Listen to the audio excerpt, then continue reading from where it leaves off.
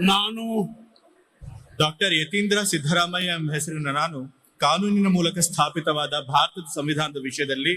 ನಿಜವಾದ ಶ್ರದ್ಧೆ ಮತ್ತು ನಿಷ್ಠೆಯನ್ನು ಹೊಂದಿರುತ್ತೇನೆಂದು, ನಾನು ಭಾರತದ ಸಾರ್ವಭೌಮತ್ವವನ್ನು ಮತ್ತು ಅಖಂಡತೆಯನ್ನು ಎತ್ತಿ ಹಿಡಿಯುತ್ತೇನೆಂದು ಮತ್ತು ಕರ್ನಾಟಕ ರಾಜ್ಯದ ಮಂತ್ರಿಯಾಗಿ ನನ್ನ ಕರ್ತವ್ಯಗಳನ್ನು ಶ್ರದ್ಧಾಪೂರ್ವಕವಾಗಿ ಮತ್ತು ಅಂತಃಕರಣ ಪೂರ್ವಕವಾಗಿ ನಿರ್ವಹಿಸುತ್ತೇನೆಂದು, ಭಯ ಅಥವಾ ಪಕ್ಷಪಾತವಿಲ್ಲದೆ, ರಾಗದ್ವೇಷವಿಲ್ಲದೆ ಎಲ್ಲ ಬಗೆಯ ಜನರಿಗೆ ಸಂವಿಧಾನಕ್ಕೆ ಮತ್ತು ಕಾನೂನಿಗೆ ಅನುಸಾರವಾಗಿ ನ್ಯಾಯವಾದದ್ದನ್ನು ಮಾಡುತ್ತೇನೆಂದು ಸಂವಿಧಾನದ ಹೆಸರಿನಲ್ಲಿ ಶ್ರದ್ಧಾಪೂರ್ವಕವಾಗಿ ಪ್ರತಿಜ್ಞೆ ಮಾಡುತ್ತೇನೆ. ನಾನು